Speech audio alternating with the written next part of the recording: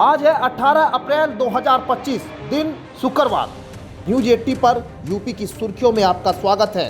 चलिए देखते हैं यूपी की 15 खबरें फटाफट अंदाज में। योगी सरकार प्रदेश के 2 लाख से अधिक युवाओं को अब अग्निशमन विभाग द्वारा परीक्षण के बाद निजी संस्थानों में अग्नि सुरक्षा अधिकारी और अग्नि सुरक्षा कर्मी के पद पर तैनाती के अवसर उपलब्ध कराएगी। इसके लिए सीएम योगी के निर्देश पर विभाग ने कार्य योजना तैयार कर ली है। इन युवाओं को ट्रेनिंग के बाद प्रदेश के मॉल, हॉस्पिटल, स्कूल और बड़े व्यावसायिक भवनों में नौकरी के अवसर उपलब्ध होंगे। योगी सरकार की यह पहल एक और जहां प्रदेश के युवाओं को रोजगार से जोड़ेगी, इसी के साथ उत्तर प्रदेश देश का ऐसा पहला राज्य बन जाएगा जहां युवाओं को अग्निशमन का परीक्षण देकर रोजगार उपलब्ध कराया जाएगा। योगी सरकार ने लखनऊ स्थित अपने सरकारी आवास पर नगर विकास विभाग में संचालित परियोजनाओं की समीक्षा की और भावी कार्य योजना पर विचार विमर्श कर आवश्यक दिशा निर्देश दिए हैं। आपको बता दें कि इस दौरान सीएम ने जो निर्देश दिए उनके आधार पर देखें तो बस मालिकों के लिए अच्छी और बुरी खबर दोनों है। दरअसल एक और जहां उत्तर प्रदेश के मुख्यमंत्री योगी आदित्यनाथ ने कहा है जो बसें 15 साल की उम्र पूरी कर चुकी है उन्हें स्क्रैप कराया जाए। बता दें कि वहीं सिटी बस सेवा में निजी ई बस ऑपरेटर्स को मौका दिया जाए। इन निजी ई बसों को समीपस्थ कस्बों से कनेक्ट किया जाए। मुख्यमंत्री योगी आदित्यनाथ ने उत्तर प्रदेश के लोगों को बड़ा तोहफा दिया है। घर का नक्शा पास करने में जो शोषण होता है उसके बाद से जिस तरह धन उगाही होती है उसको रोकने के लिए बड़ा निर्णय लिया गया है। उत्तर प्रदेश के नए बिल्डिंग बायलॉज में इन सारी परेशानियों को समाप्त कर दिया गया है। आवास विभाग के प्रमुख सचिव पी गुरु प्रसाद ने बताया कि नक्शा पास कराने के नियमों में बदलाव किया गया है। उत्तर प्रदेश में अब 1000 वर्ग फीट तक प्लाट पर भवन निर्माण के लिए नक्शा पास कराने की जरूरत नहीं है, जबकि 5000 वर्ग फीट तक आर्किटेक्ट का सर्टिफिकेट ही काफी होगा। इससे आम आदमी को बड़ी राहत मिलेगी। वक्फ कानून के खिलाफ देश भर में चल रहे राजनीति घमासान के बीच उत्तर प्रदेश की योगी आदित्यनाथ सरकार ने बड़ी कार्रवाई की है। योगी सरकार ने कौशाम्बी जिले में वक्फ की 58 एकड़ संपत्ति को मुक्त कराकर इसे सरकारी जमीन के रूप में रजिस्टर करा दिया है। योगी सरकार ने यह कार्रवाई ऐसे वक्त की है जब देश भर में मुस्लिम संगठनों और विपक्षी दलों ने वक्फ कानून के खिलाफ न सिर्फ उत्तर प्रदेश बल्कि कई राज्यों में आंदोलन छेड़ा हुआ है। साथ ही सुप्रीम कोर्ट में भी इस कानून को चुनौती दी गई है। मुस्लिम संगठनों ने ऐलान किया है कि जब तक सरकार इस कानून को वापस नहीं ले लेती वह अपना आंदोलन जारी रखेंगे। नोएडा वालों के लिए अच्छी खबर है, जहां जाम से छुटकारा दिलाने और नोएडा एक्सप्रेसवे पर बढ़ते ट्रैफिक के बीच एक और एक्सप्रेसवे को बनाने की तैयारी की जा रही है। रिपोर्ट्स की माने तो नोएडा प्राधिकरण की बोर्ड मीटिंग में इसका प्रस्ताव रखा जा चुका है, जिसे शासन को भेजा गया है। नोएडा एक्सप्रेसवे पर जाम का सामना लोगों को करना पड़ता है। पीक ओवर में तो यह और भी बढ़ जाता है। इसी से छुटकारा दिलाने के लिए नया एक्सप्रेसवे बनाने की योजना है। दरअसल उत्तर प्रदेश एक्सप्रेसवे औद्योगिक विकास प्राधिकरण यानी यूपीडा को इसके निर्माण की जिम्मेदारी दी जाएगी। सब कुछ ठीक रहा तो इसको लेकर जल्द गुड न्यूज मिल सकती है। गाजियाबाद के वसुंधरा इलाके में घर बनाने का सपना देखने वालों के लिए अच्छी खबर है।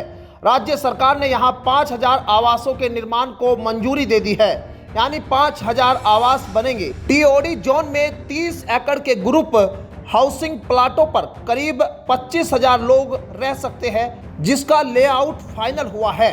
अगर आप गाजियाबाद में अपने सपनों का आशियाना बसाना चाहते हैं तो आपके हाथ सुनहरा मौका आने वाला है। दरअसल आवास विकास परिषद ने ग्रुप हाउसिंग स्कीम प्रस्तावित की है। राज्य सरकार ने यहां 5000 आवासों को बनाने की मंजूरी दे दी है। योजना का लाभ नोएडा, दिल्ली, गाजियाबाद और आसपास के लोगों को मिलेगा। यह योजना गाजियाबाद के वसुंधरा सेक्टर 7 और सेक्टर 8 की खाली पड़ी जमीन पर विकसित की जाएगी। उत्तर प्रदेश के गोंडा में जाम की समस्या को दूर करने के लिए 56.34 करोड़ की लागत से नए बाईपास का काम शुरू हो गया है। 19.72 करोड़ की पहली किस्त जारी की गई है। गोंडा में जाम की समस्या को हल करने के लिए 56.34 करोड़ की लागत से 11.6 किलोमीटर लंबा बाईपास बनाया जाएगा। इसकी पहली किस्त 19.72 करोड़ रुपए जारी हो चुकी है, जिसमें निर्माण कार्य जल्द शुरू होगा। यह बाईपास गोंडा बलरामपुर हाईवे से पंडरी कृपाल गांव के पास शुरू होकर गोंडा अयोध्या मार्ग पर उम्मेद जोत गांव के पास समाप्त होगा। बीच में यह गोंडा उत्तरोला मार्ग से भी जुड़ेगा। बाईपास पंडरी कृपाल और कंदरा तेजी धनरौली और बहलोलपुर जैसे गांव से होकर ये हाईवे गुजरेगा। बाईपास निर्माण के लिए 1.9 हेक्टेयर जमीन अधिग्रहित की जाएगी। कानपुर के रानी घाट से उन्नाव तक जाने के लिए एक नए 2 लेन ब्रिज का निर्माण किया जा रहा है। यह पुल क्षेत्र के निवासियों और यात्रियों के लिए एक महत्वपूर्ण सुविधा होगी, जिससे आवागमन में सुधार होगा और यात्रा का समय कम होगा। लखनऊ जाने के लिए लोगों को बैराज के रास्ते या शुक्लागंज के रास्ते जाना होता है। कई बार शुक्लागंज में बहुत जाम मिलता है। जो लोग जाजमऊ के रास्ते से जाते हैं वे भी परेशान होते हैं। इस समस्या के समाधान के लिए पुल बनाया जा रहा है। ट्रांसगंगा से इस पुल की शुरुआत होगी। आगे चलकर यह पुल 2 भागों में बंट जाएगा।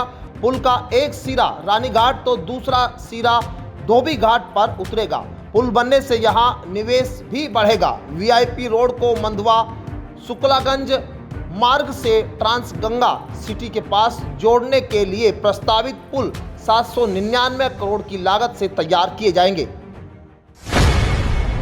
उत्तर प्रदेश में अब ट्रेनों की तर्ज पर यूपी की रोडवेज बसों में भी यात्री सफर के दौरान भोजन का आनंद उठा सकेंगे। बहुत जल्द ही यूपी की रोडवेज बसों में यात्रा के दौरान ऑनलाइन खाना ऑर्डर करने की सुविधा मिलने जा रही है। दरअसल इसके लिए यात्रियों को मील ऑन रोड ऐप को डाउनलोड करने की जरूरत पड़ेगी। ये ऐप गूगल प्ले स्टोर पर बहुत जल्द मौजूद होगा। बस में खाना ऑर्डर करने के लिए यात्रियों को बस नंबर, तारीख और मार्ग डालना होगा। बता दें कि इसके बाद आपका खाना अनुबंधित यात्री प्लाजा पर डिलीवर किया जाएगा। यात्री को खाना कैसा लगा इसके लिए वे अपना फीडबैक भी दे सकते हैं। इस ऐप की सबसे अच्छी बात यह है कि यात्री अपने पसंद का खाना किसी भी रेस्टोरेंट या ढाबे से ऑर्डर कर सकते हैं। मुख्यमंत्री योगी आदित्यनाथ ने उत्तर प्रदेश के लोगों के लिए एक बड़ी राहत की घोषणा की है। अब राज्य में आवास और फ्लैट की कीमतें काफ़ी कम हो सकती है। सरकार ने भवन निर्माण एवं विकास उपविधि 2025 को लागू करने का फैसला किया है। इस नई उपविधि से शहर की महंगी जमीन पर अधिक निर्माण करने की अनुमति मिलेगी। साथ ही भवन निर्माण के मानकों में भी छूट दी जाएगी। दरअसल नए सिरे से तैयार भवन निर्माण एवं विकास उपविधि 2025 के लागू होने पर प्रदेश में आवास व फ्लैट की कीमतें घट सकती है। कारण है कि प्रस्तावित भवन उपविधि से शहर की महंगी जमीन पर अधिक निर्माण करने की अनुमति होगी। दिल्ली के मुख्यमंत्री रेखा गुप्ता ने समाजवादी पार्टी के मुखिया अखिलेश यादव पर विवादित टिप्पणी किए जाने के लिए माफी मांगी है। उन्होंने एक इंटरव्यू में अपने शब्दों पर खेद व्यक्त किया, जिस पर सपा अध्यक्ष की प्रतिक्रिया सामने आई। उन्होंने रेखा गुप्ता की माफी मांगने को बड़ी उपलब्धि बताया और देश में क्षमा कर देने की परंपरा का भी जिक्र किया। सपा अध्यक्ष अखिलेश यादव ने अपने आधिकारिक सोशल मीडिया अकाउंट एक्स पर प्रतिक्रिया दी है और कहा कि क्षमा मांगना सभ्यता की एक बड़ी उपलब्धि है और क्षमा कर देना उससे भी बड़ी। ये पूरा विवाद दिल्ली सीएम एक इंटरव्यू से शुरू हुआ था, जिसमें उन्होंने अखिलेश यादव के लिए आपत्तिजनक टिप्पणी करते हुए उन्हें टोटी चोर कहकर बुलाया था। उत्तर प्रदेश सरकार में उप मुख्यमंत्री और भारतीय जनता पार्टी के नेता केशव प्रसाद मौर्य समाजवादी पार्टी और बहुजन समाज पार्टी की लड़ाई में कूद गए हैं। इससे उन्होंने कांग्रेस को भी घेर लिया है। दरअसल बसपा चीफ मायावती ने सपा को लेकर सोशल मीडिया साइट एक्स पर बयान दिया और इसके बाद सपा की ओर से पार्टी नेता आईपी सिंह ने प्रतिक्रिया दी। उधर डिप्टी सीएम ने बसपा, सपा और कांग्रेस तीनों को घेरते हुए सियासी प्रतिक्रिया दी। केशव ने लिखा कि सपा, बसपा और कांग्रेस की तिगड़ी एक ही थाली के चट्टे बट्टे है। पहला सांपनाथ, दूसरा नागनाथ, तीसरा कालिया नाग है। तीनों का काला अतीत दंगा, भ्रष्टाचार, तुष्टीकरण और जातिवाद, परिवारवाद से अटा पड़ा है। समाजवादी पार्टी के राष्ट्रीय अध्यक्ष और कन्नौज से सांसद अखिलेश यादव अक्सर यह दावा करते हैं कि पूर्वांचल एक्सप्रेसवे का काम उनकी सरकार में शुरू हुआ है। अब इस पर मुख्यमंत्री योगी आदित्यनाथ ने एक बड़ा दावा किया। सीएम के इस दावे से यूपी में सियासी हलचल तय मानी जा रही है। उन्होंने कहा कि साल 2016 में एक्सप्रेसवे का शिलान्यास तो हुआ, लेकिन जमीन नहीं आवंटित की गई थी, न ही इसका अलाइनमेंट तय था। सीएम ने कहा कि हम लोग जब आए तो हमें बताया गया कि पूर्वांचल एक्सप्रेसवे बन रहा है। मार्च साल 2017 में हमने शपथ ली, मई में इसकी समीक्षा कर रहा था, तो मैं तो प्रोग्रेस के लिए समीक्षा कर रहा था, प्रगति कितनी हुई, तो मुझे बताया गया कि अभी काम शुरू नहीं हुआ है।